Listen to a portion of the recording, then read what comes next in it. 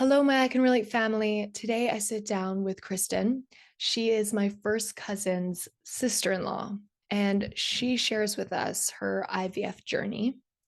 So she is from the States, and she in 2021 successfully had her daughter Willa, and this was through IVF.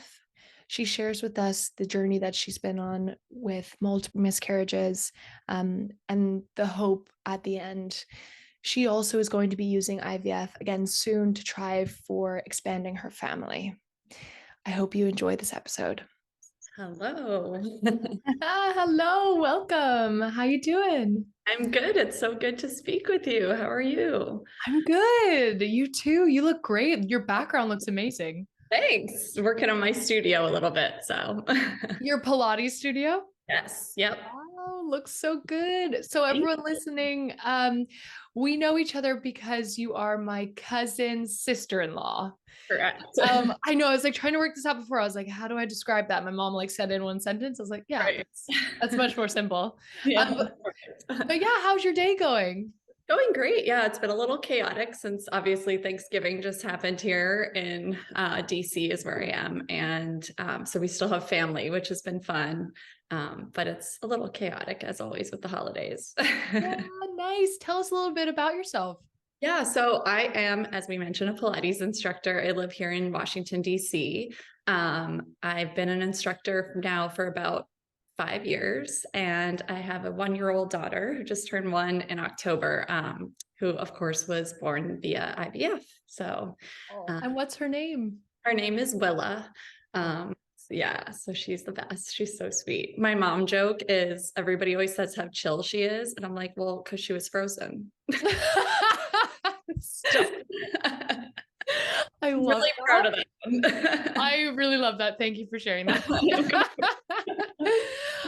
So I guess it'd be great to hear, people tuning in are have clicked on this for a reason, and either they're going through it themselves, or they're interested in case they're supporting someone. So I guess today we'd love to hear your journey, if you wouldn't mind sharing. Of course. Yeah. I mean, I think now that I've been through it, I'm ready to like talk about it. But when you're in it, it can be a really hard place to be and really dark. And, all the unknowns, of course, are just a lot. We got married. My husband, Steve, and I got married in 2017. We saw you on our mini moon in Bermuda. Yes. Which was great. And, we weren't trying, but we were also not trying, if that makes Yes. sense. So we Yes. were like, yeah, let's go see what happens. Like, but we got married a little older. We were 33 at the time. My husband was 34, and kind of just went with it and saw what happened. But we did go to a fertility clinic in 2018 to kind of see where we were in terms of like our health, and everything checked out great and it was fine. And we were like, okay, we'll just keep doing what we've been doing. And Yeah.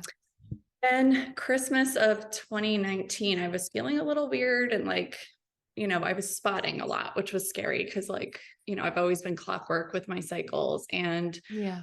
it turned out one day my friend was like, you should take a pregnancy test. I'm like, absolutely not. There's no way. Like, I've been pretty much bleeding for a month. So Yeah. like, in Yeah. short, I was pregnant, and I was shocked, first of all, because like I just didn't expect it. But then I also knew something wasn't right because I was in so much pain. And I went to the doctor, of course, and they did an ultrasound and they didn't see anything. And they were like, well, maybe it's a little early. We're not really sure.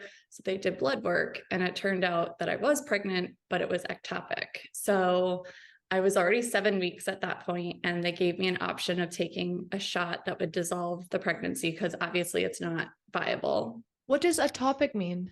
So it means it got stuck in the fallopian tube as it traveled. So when it gets fertilized, then it travels through the tubes, and sometimes they can get stuck in the wrong place and start growing there, or Wow. rather I attached. didn't know that. Yeah, really. Yeah, I didn't either, actually. It's not very common, but now that I've been through it, I've started hearing it more spoken about, and I do think it's more common than we're led to believe. Yeah. And then on a whole other topic, like the abortion laws in America that are changing, the shot that I was offered is no longer legal in some states. And so Oh, wow. dying from ectopic pregnancies because they're not afforded that choice. Oh my God, I've got the Whole other, chills. yeah. Oh, wow. So I opted for the shot because luckily I had that choice and it actually didn't work. And so God. I had like the worst pain I've ever had in my entire life. I thought I was going to die. And Yeah. luckily my mom was here and she drove me to the hospital and they ended up having to remove my fallopian tube. So it was an emergency surgery, very scary because you could have burst, you could get sepsis and die. And that's often what happens. And Oh my God. What's sepsis mean?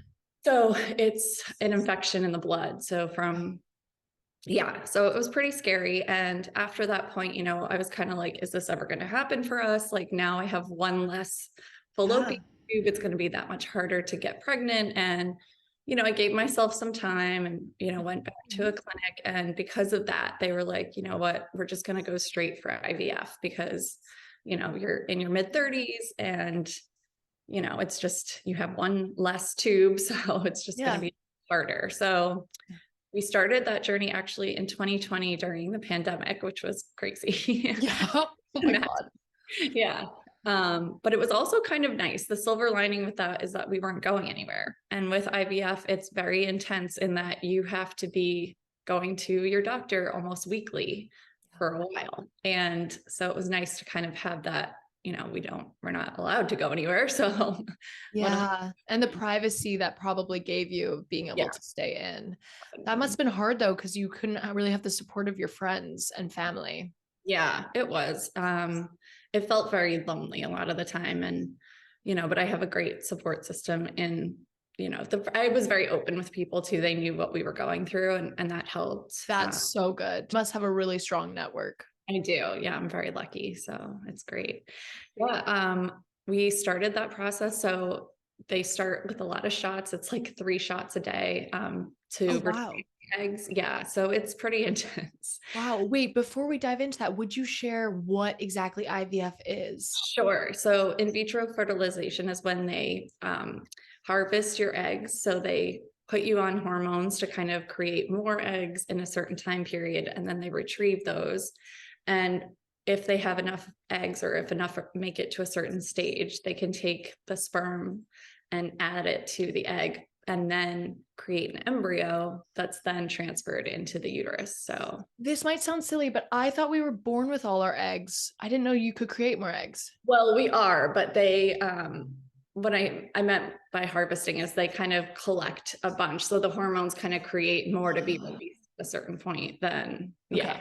Yeah. Got it. So when you do go in the beginning for your like they call it your egg reserve, and that's how many eggs you have left essentially. Yes. Yeah. Obviously it's not like a pinpoint number, but it's like a Yeah. general idea that they Yeah. gather from your And for the men listening who don't know this, you lose an egg every time you have a period. exactly. So you're born with all your eggs, and every period, once a month, an egg travels out. And when it doesn't get fertilized, your period comes out. Exactly. Yeah. Yeah. So yeah, it's pretty wild. I mean, the science of it is so amazing. Like, there's not a day that goes by that I kind of look at Willa and I'm just like, I can't believe. I mean, I have a photo of her as an embryo. That's her first photo ever, which is Look and crazy. chill. Yeah, exactly. So nice. Yeah. Yeah. So, Wow. Okay. yeah. So with IVF, can anyone like how would you prepare for yourself for that? I mean, I don't know how to like everybody's different. So there's always a different kind of way of going about it, depending on your blood work and your, what kind of journey you have to go on with your doctor. But for me, I just kind of was like in this space of like hope. And like, I just kept the hope alive that it was going to work. And, of course, eating well and all that is really great. And taking care of yourself is really important. I made sure to do the things I always did. Like I wasn't very strict on things because then it raises my anxiety. So I'm like, I just rather live my life the way I've been living it. But of course, being a little more mindful about certain things. Yeah. Yeah. And so that was good. I mean, I think the whole journey itself is just overwhelming and, Yeah. It sounds very like there's a lot of stress because it's so much pressure involved. yeah. And So financially as well, like the distress, like financially. Oh my goodness. I think we are so fortunate that we were able to do it, but a lot of, you know, infertility affects everybody of all walks of Yeah. life. And I'm really passionate about facilitating programs that can help people afford it because Yeah. it is a huge barrier to entry. And like, it's crazy how much, some insurances are starting to cover it, but Really? Oh, that's yeah, great. which is great, or supplement some of it, but it is very expensive. And oftentimes it takes more than one try to get Yeah. a successful outcome. So Yeah. And there's no like, is there any like tailored counseling that you'd get as well? no, like you're kind of on your own. And I think it depends on your clinic too. I was really fortunate in that the clinic I went to was amazing. And, but I've heard of places that you're just a number and they're just like getting, the stats, you're in, you're out kind of thing. So Yeah. Where did you go? I went to CCRM. So they're based out of Colorado, but they have an office here in DC. And I think they have a few around the country. So, but they were really great. Nice. So you didn't have to travel too far for No, those. which was Did you say great. 3 shots a week or was it a day? A day. Yeah. So when I And know. you had to go in every day for that? No, so you have to go in weekly for blood work, Okay. for that part. But at home, you're doing these shots, which lucky for me, my husband did them for me because I cannot give myself a shot. Oh my So gosh. I didn't appreciate that you had yeah, to do yourself. it's a lot. And, the medicine has to be kept on in the fridge. Like it's just a lot. And you have to mix it yourself. So like if you have no health background, like healthcare background, like it's really overwhelming to kind of learn. Yeah. They don't really show you. I ended up like YouTubing how to do it. And then luckily It's one of so my bad. friends had been through it and she was a nurse. So she like Oh, talked me through on FaceTime how to mix the medicine. But that part itself was very overwhelming. Like I remember the first day we did it, I just was crying, like, because I was like, this is a lot. Like, and we yeah. haven't been there yet, you know? Oh my Um, gosh. And yeah. that needle, it stimulates the eggs. It's hormones. So they Okay. stimulate the generation of the eggs. And Okay. they do put you on the pill for a couple of weeks too, which is interesting to kind of, they're really manipulating your hormones to kind of be on their schedule so that you're ready to Wow. retrieve And when. are there any risks with that involved? Yeah, there's a ton. A lot of people, they can be allergic to some of the shots, the medicines, things like that. It's a lot. And you're monitored very closely up until your retrieval day. So like they kind of, see where you're at. But Yeah. then you have a trigger shot like the day before your retrieval. It's Would you very share what retrieval means? Yeah, so it's actually a surgery. So you are put under, and that's when they retrieve all the eggs that they can from, all the hormones that Yeah. have released them, rather. You've had them. It's Yes. just, yeah.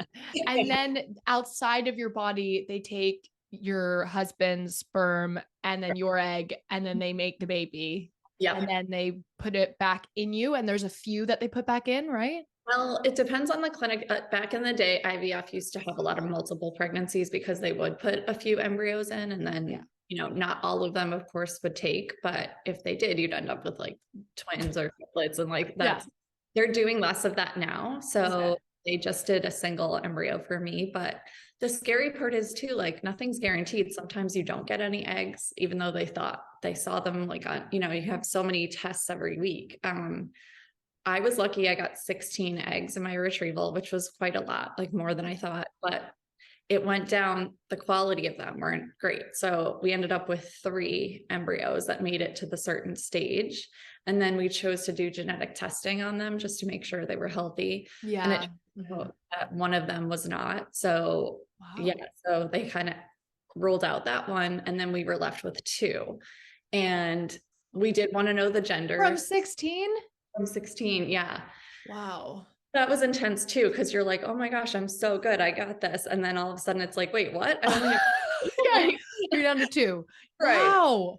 Oh my And God. so they found out that one was a boy and the other one, they didn't know what it was because they didn't get enough. They also didn't know if it was healthy because they didn't get enough information from the testing. Yeah. And they were like, we suggest you just put that on ice because if you want a second kid, we'll do that later.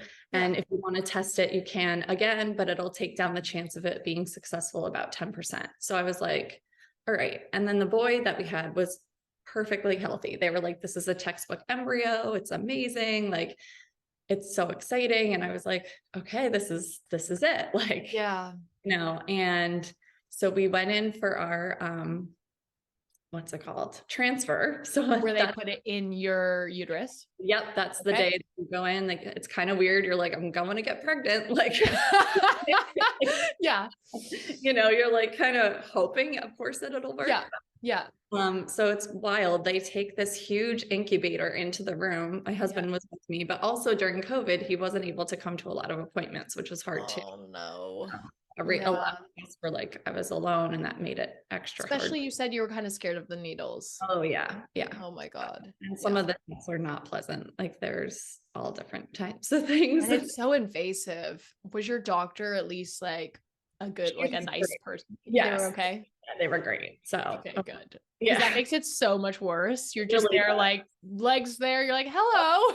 Yeah. Like, we all know from pap tests growing up, it's like, if you get someone bad, you're like, this is going to ruin my day. It's so true. I saw a meme, actually. I don't know if you saw that, Oprah, where she's like, you get a car and you get a car. They're like, I walk into the fertility clinic, like, you see my vagina. You like, yeah. Literally. Yes, I have not seen that meme, but I love that. It's so good. But yeah, so it's very, invasive. So it's nice to have a good, supportive, understanding clinic, I think. And I was lucky enough to have that.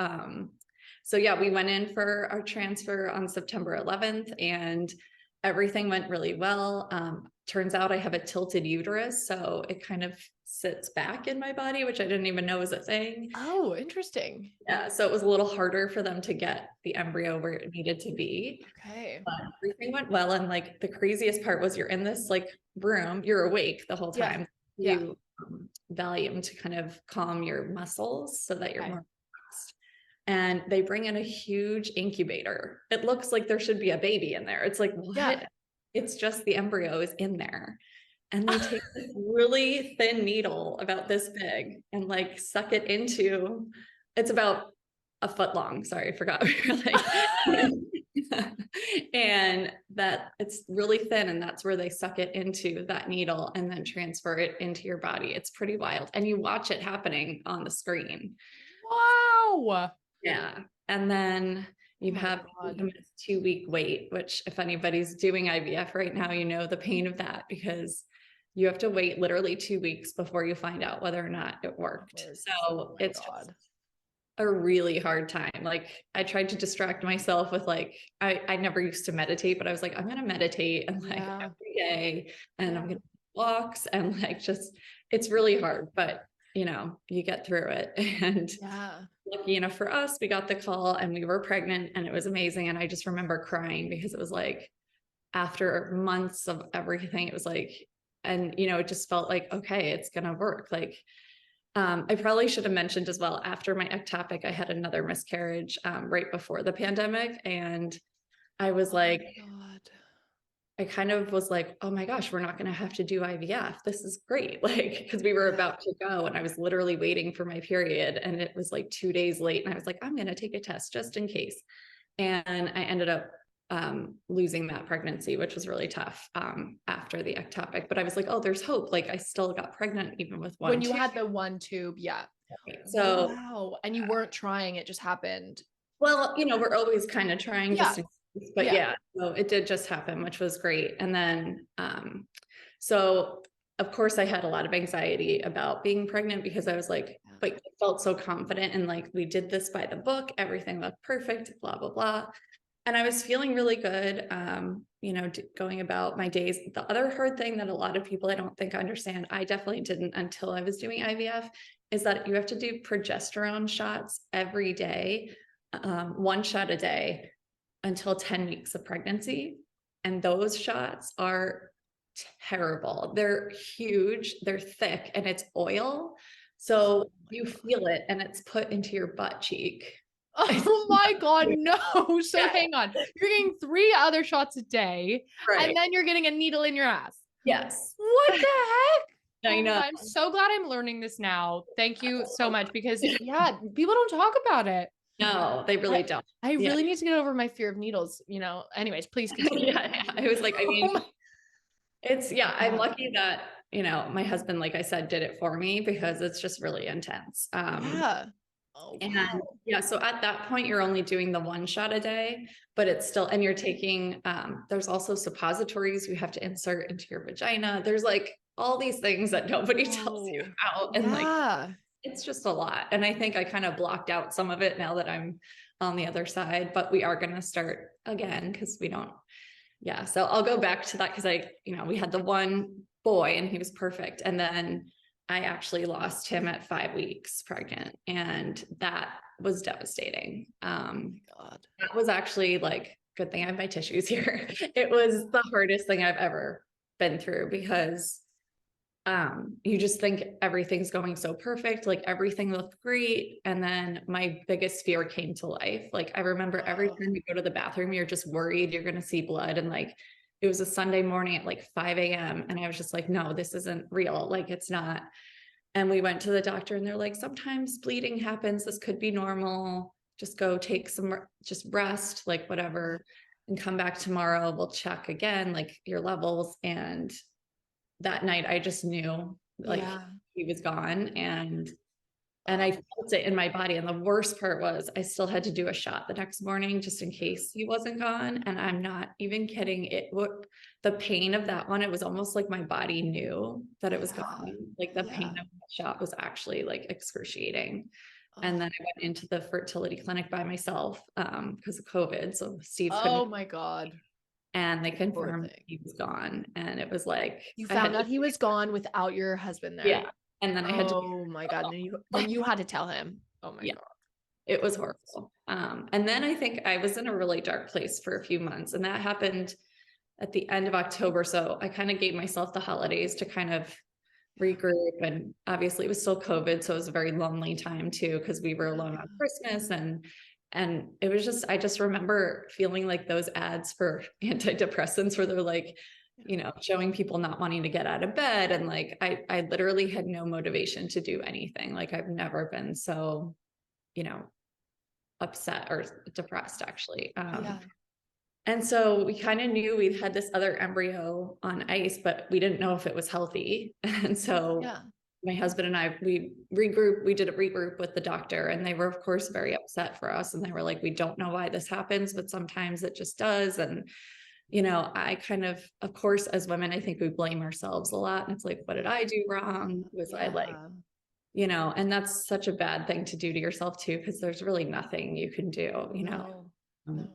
so I did, I was like, I do want to change something, but like I said, I don't really research a lot because it heightens my anxiety. Oh yeah. So Hmm. yeah, it was like, Yeah. even now as a mom, I don't Google anything. Like, it's Yeah. just like, it's too much for me. But, we had the regroup with the doctor, and we were like, we had that choice of whether to test the embryo again. And I was like, well, I do want to make sure it's healthy because I can't go through this again. Like, Yeah. Hmm. even though it could happen anyway, who knows? Yeah. So we ended up thawing the embryo again and Yeah. testing it Yeah. and then refreezing it. So, which is wild. So Willa has literally been frozen twice. Yeah. And they were like, it takes down the success rate about 10%, but that's in the grand scheme, we were willing to take that chance. Just to make sure. Yeah. Yeah. And then I remember they called and they were like, it's healthy. And they were like, and it's a girl. And I was like, Oh. yeah.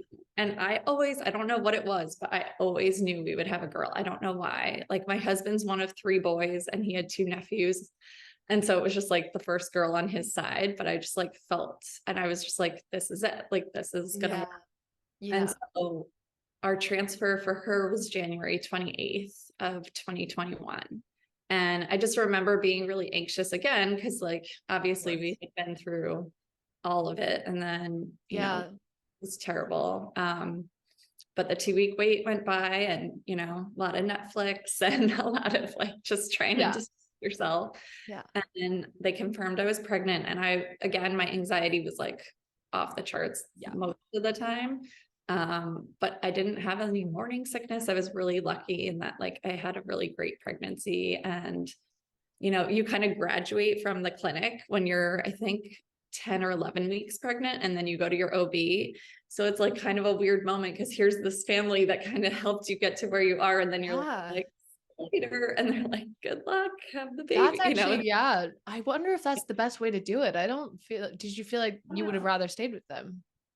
Yeah, I mean, I know they're not obstetricians, so they kind of, that's not their, field. So it makes sense to graduate, but you're kind of like, okay, like, and it Yeah. is funny, they called me actually a couple weeks ago to see how I was doing. And they're like, so, and I guess they have to get statistics on the gender, the weight, like if you had a full-term pregnancy. But yeah, it was kind of ironic because I was like, we've been meaning to call you because we need to come back in since we don't have an Aw. embryo. We would like to expand our family, but Yeah. a little scary to think about going back into it, to be honest, because I think, Yeah. like I mentioned before, you kind of black out some of it because you're Yeah. like, when you're in it, you just get through it. And then after, you're just like, wait, I did that? Like, that's so intense. Yeah. And I guess like you have the coping strategies now, but you're just worried in the moment. Like that might just all, yeah, Mhm. that must be I so think scary. it is, but I think the thing to remember too is like anything can happen at any time to anyone. And Yeah. of course, you feel like you have more control because you're in this environment of like doing things by the book, kind of. Uh, Yeah. and so you feel like you have control over what's happening, but we never really do. I think Yeah. if I can give anybody advice about going through this, I think it's to be honest with the people close to you, be open about it. I mean, I think for me, that helped. Having a support network was huge. Yeah. Um, and of course, it's a very personal choice whether or not you share that with anyone, but Yeah.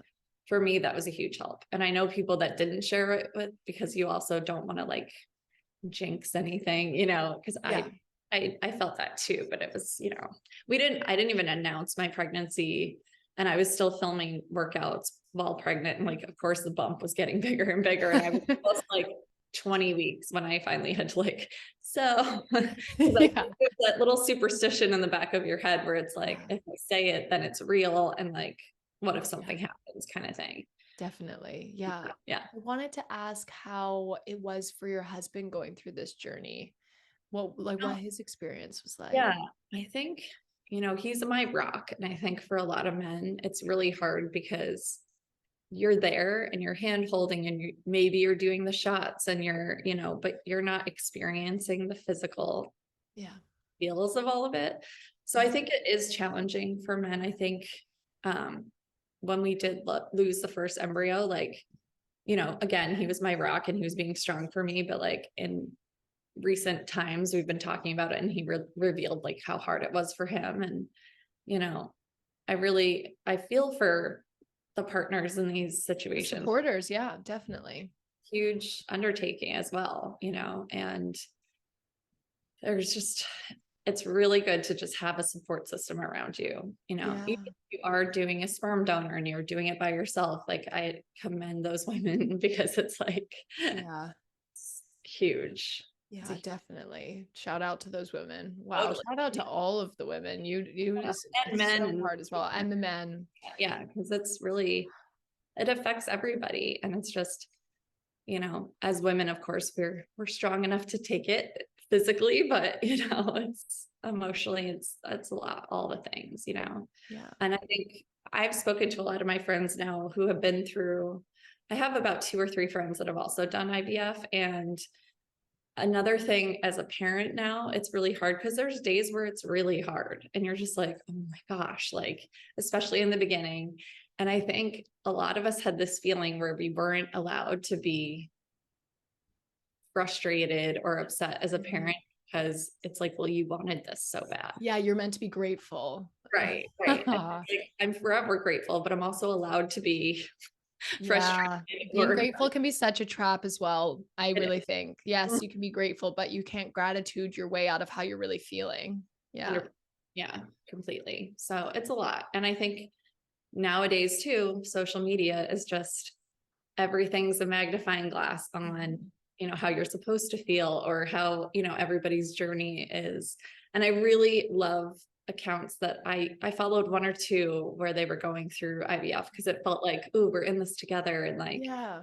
kind of go. And I was like, I loved the fact that there are women out there willing to share that story in the moment. For Yeah. me, it was too superstitious, so I really kept it close to the friends and people close to me until after. But now I'm so happy that I can like share the Yeah. success of it and the hope. I think that is the biggest thing. It's just you have to believe that, you know, if it's really something that you want, you have to believe that it'll work, it will work, and it's worth all the shots and the pain and the surgery and like The mindset is such a powerful thing. it really is. Yeah. So How would you recommend people support others who are going through the IVF journey because you're about to go through it again? Like, how would you ask your friends and your family to support you, or what did they do that was so great? I think really just being an ear, a listener, really just, you know, it's not about, oh, coming to massage you every day or like, you know, yeah, But yes, please. but that would be nice. Yeah.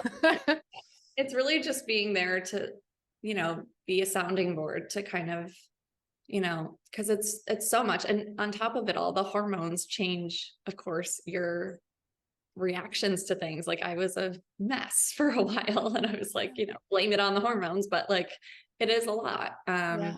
And so I think having understanding from people as well, like I might be a little crazier than usual right now, but that's Yeah. because, you know. So I really think just being supportive and being a sounding board is the best way that anybody can support somebody going through it. At least for me, that was the most helpful. Yeah. Yeah. Definitely. Mhm. And what advice would you give to your past self and anyone else who's going through it right now? Good question.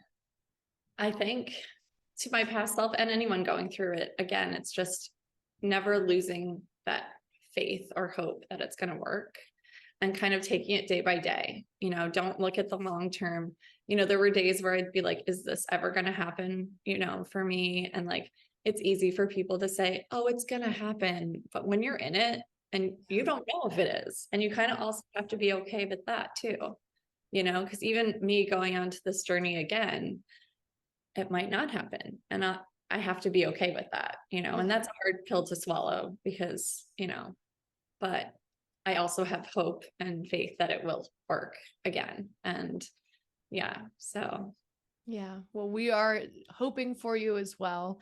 yeah, Everyone in the I Can Relate community, I'm sure too. But thank you so much for your time, and for coming on and sharing your journey. it was And good great. luck. Thank you so much. Okay. Thank Okay, you. Bye. bye.